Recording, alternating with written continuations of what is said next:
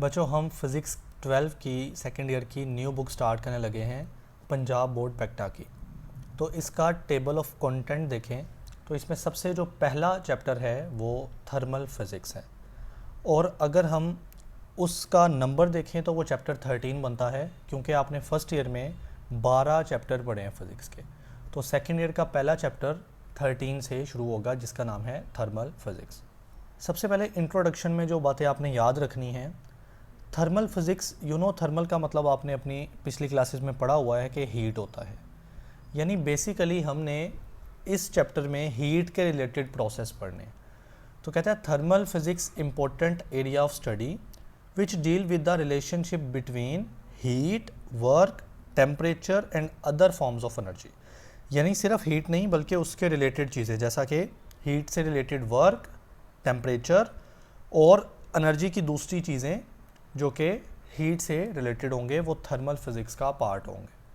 अब बच्चे उसके बाद आपने इस इंट्रोडक्शन में यहाँ से एक डेफिनेशन शुरू हो रही है, वो देखनी है।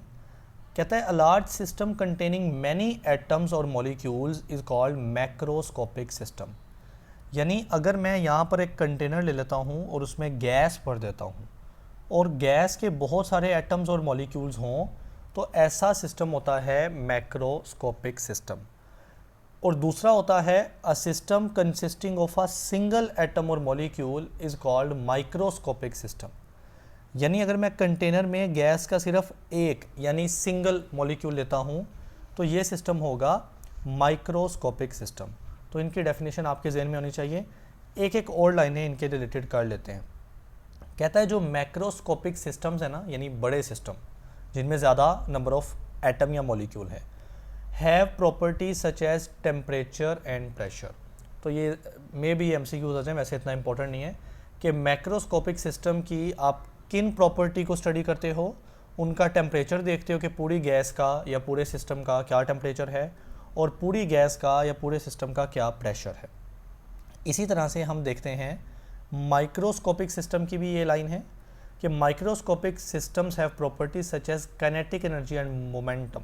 यानी इस सिस्टम में माइक्रोस्कोपिक में तो सिर्फ एक एटम या मॉलिक्यूल होता है ना, तो आप इस एक एटम की या तो काइनेटिक एनर्जी स्टडी करते हो या मोमेंटम स्टडी करते हो। तो इन दोनों सिस्टम की डेफिनेशन में आपने फ़र्क याद रखना है और ये देखना है कि मैक्रोस्कोपिक सिस्टम की कौन कौन सी प्रॉपर्टी स्टडी की जाती है, टेम्परेचर, प्रेशर, और माइक्रोस्कोपिक सिस्टम में काइनेटिक एनर्जी, मोमेंटम।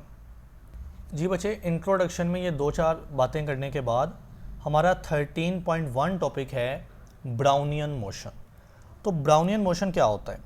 अगर मैं वही एक कंटेनर बनाऊं और उसके अंदर मैं गैस भर दूं, सो ये गैस के मैं मॉलिक्यूल या उसके पार्टिकल्स ड्रॉ कर रहा हूँ। सो आप देखते हो या ऑब्ज़र्व करते हो कि ये जो पार्टिकल्स हैं ना, ये रैंडमली मूव करते हैं। यानी ये इधर भी जा रहा होगा, इधर भी जा रहा होगा, इस साइड पर भी और इस साइड पर, यानी उसकी कोई एक डायरेक्शन में मूवमेंट नहीं होती। तो चूंकि गैस की मॉलिक्यूल की मूवमेंट रैंडम होती है, इसी रैंडम मोशन या रैंडम मूवमेंट को बोलते हैं ब्राउनियन मोशन। तो ब्राउनियन मोशन क्या होता है? किसी भी गैस के मॉलिक्यूल्स रैंडम मूव करते हैं and this is the Brownian motion.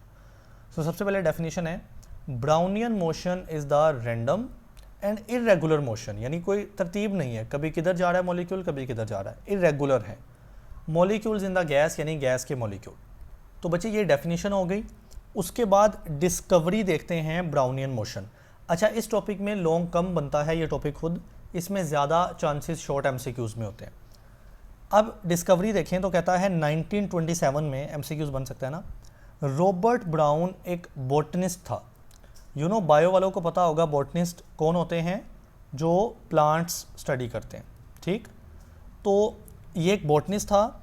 Observed under microscope, उसने माइक्रोस्कोप के नीचे देखा टाइनी पार्टिकल्स ऑफ पोलन, के जो पोलन होते हैं, पोलन बेसिकली क्या होते हैं, प्लांट के जो मेल पार्ट होता है ना, मेल पार्ट, उसके स्ट्रक्चर्स हैं बेसिकली।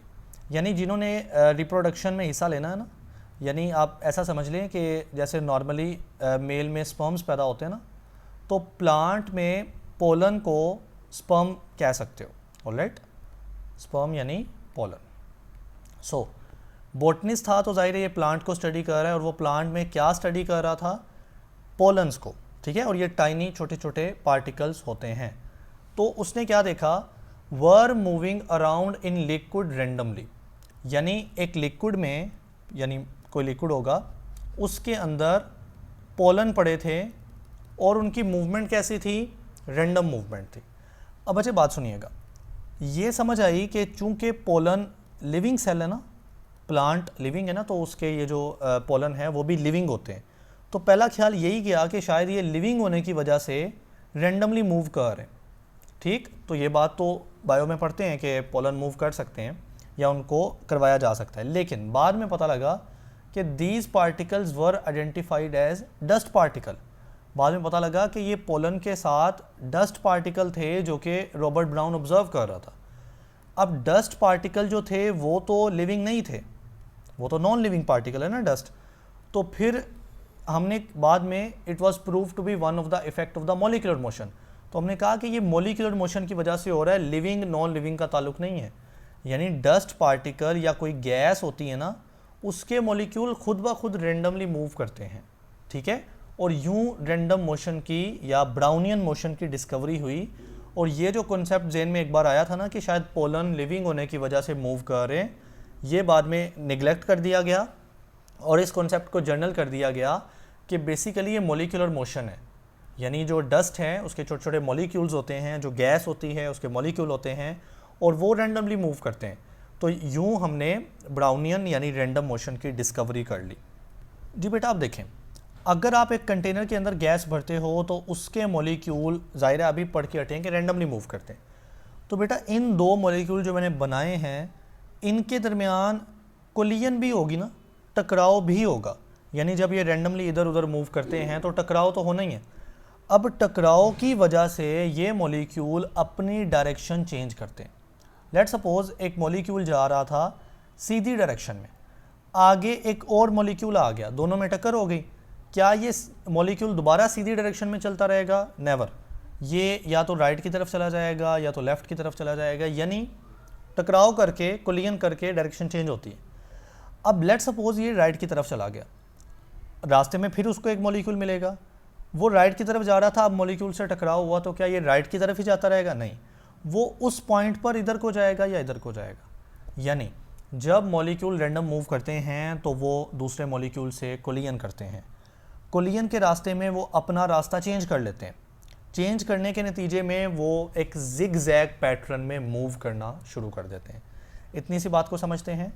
कहता है a molecule in a gas, अगर कोई गैस का मॉलिक्यूल है ना, चेंज कर लेता है इट्स पाथ, अपना रास्ता, after collision with another molecule. अगर उसके रास्ते में कोई और मॉलिक्यूल आता है, दोनों के दरमियान टकराव होता है, एज अ रिजल्ट वो अपना रास्ता चेंज कर लेता है।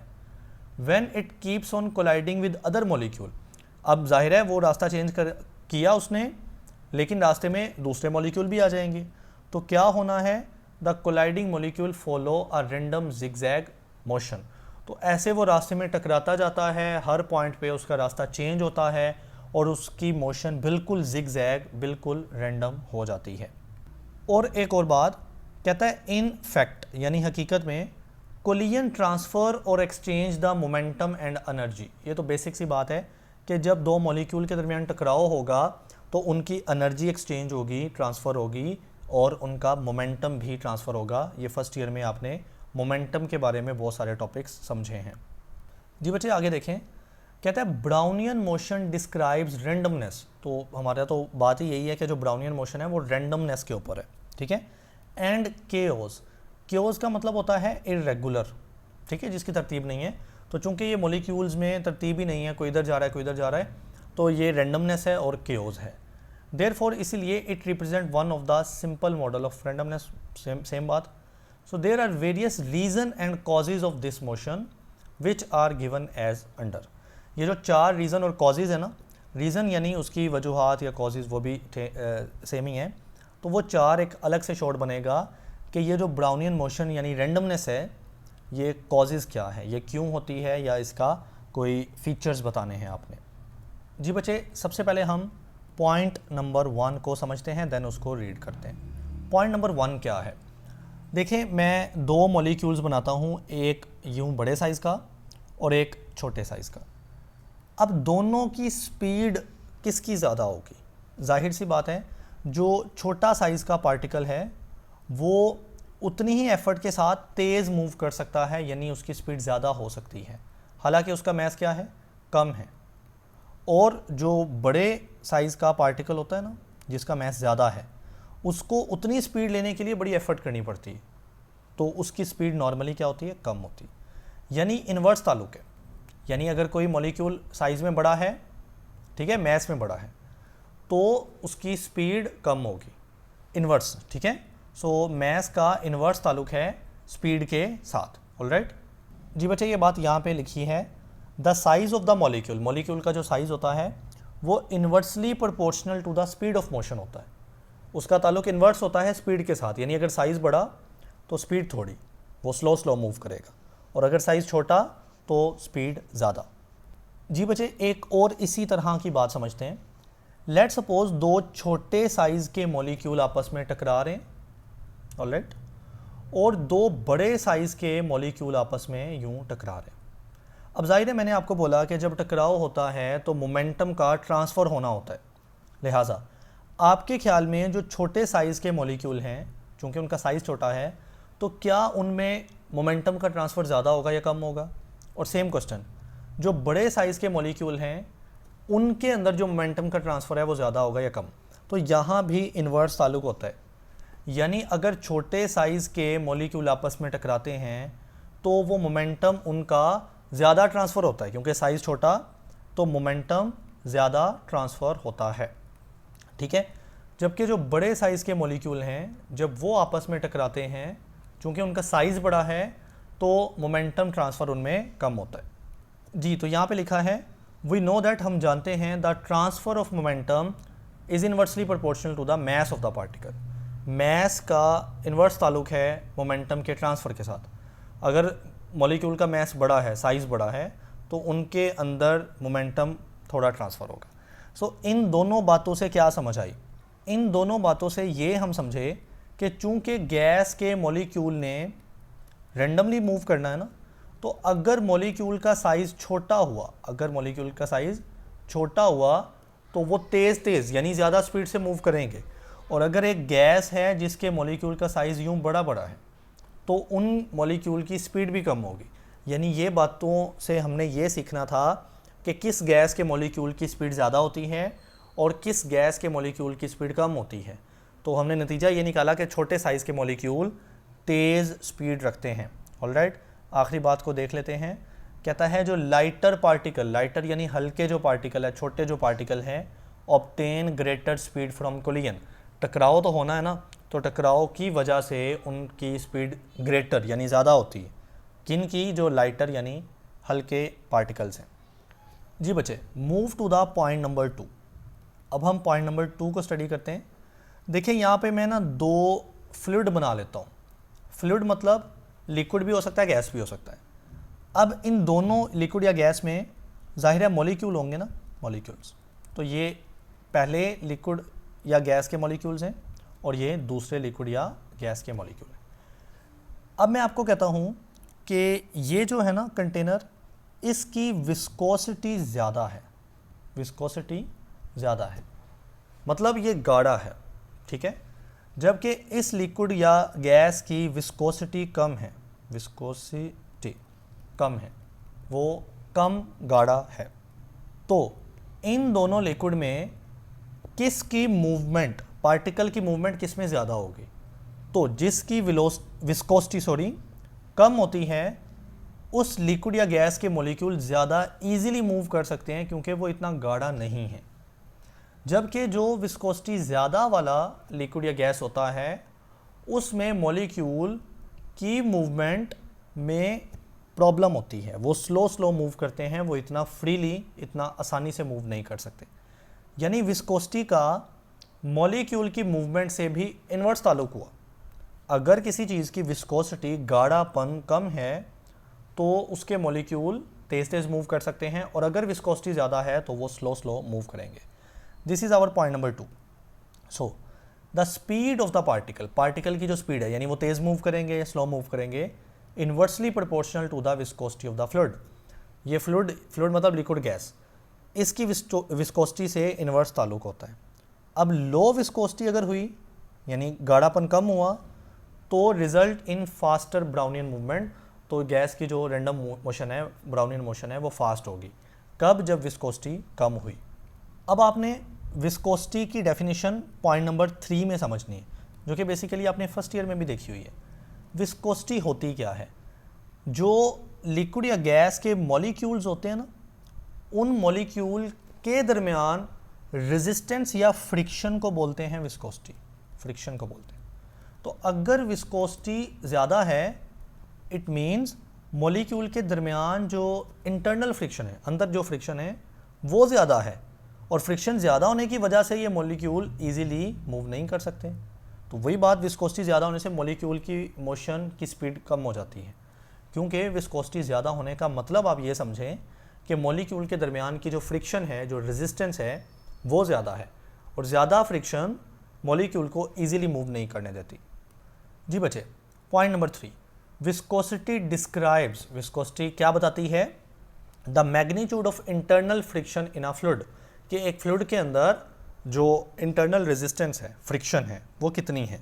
और ये भी बताती है, it represent the resistance to flow of the fluid, कि वो जो फ्लूइड है, लिक्विड गैस, उसके मॉलिक्यूल या वो खुद फ्लो करेगा, उसमें रुकावट है। ये होती है विस्कोसिटी। अगर विस्कोसिटी ज़्यादा यानी वो चीज़ जल्दी फ्लो नहीं करेगी। जैसा कि आप हनी की मिसाल ले लें, हनी ज़्यादा विस्कस है तो उसको फ्लो करने में रेजिस्टेंस, रुकावट होती है, जबकि जो वाटर है, पानी, वो इतना विस्कस नहीं है, तो फिर उसको फ्लो करने में रेजिस्टेंस भी कम, रुकावट भी कम है, लिहाजा वो ईजीली फ्लो कर सकता है। और बच्चे, जो आखिरी चौथा पॉइंट है और आज का लेक्चर यहाँ पे एंड होगा, वो बेसिक बात है।